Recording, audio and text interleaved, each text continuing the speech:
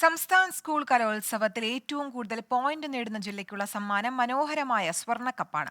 മേളയുടെ പ്രധാന ആകർഷണമായ സ്വർണ്ണക്കപ്പിന്റെ ചരിത്രത്തിലേക്ക്.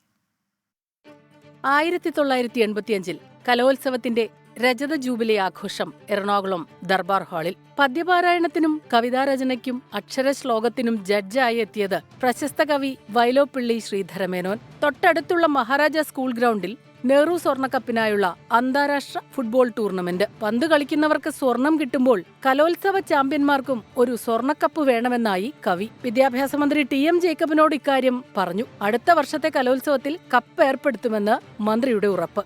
എന്നാൽ പിറ്റേ വർഷം തൃശൂരിൽ നടന്ന കലോത്സവത്തിൽ ജേതാക്കൾക്ക് സ്വർണം പൂശിയ നടരാജ വിഗ്രഹമാണ് സമ്മാനമായി നൽകിയത്.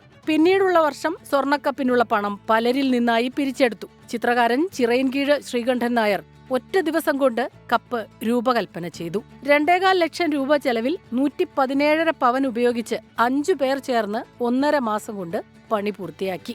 18 ഇഞ്ച് ഉയരവും 12 ഇഞ്ച് വീതിയുമുള്ള സ്വർണ്ണക്കപ്പ്. 1987 കോഴിക്കോട് നടന്ന കലോത്സവത്തിൽ ഓവറോൾ ചാമ്പ്യന്മാരായ തിരുവനന്തപുരം ജില്ല ആദ്യമായി സ്വർണ്ണക്കപ്പിൽ മുത്തമിട്ടു.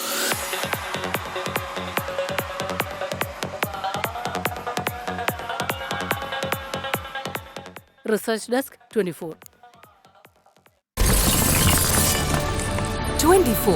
അഞ്ചിന്റെ വജ്രത്തിളക്കം.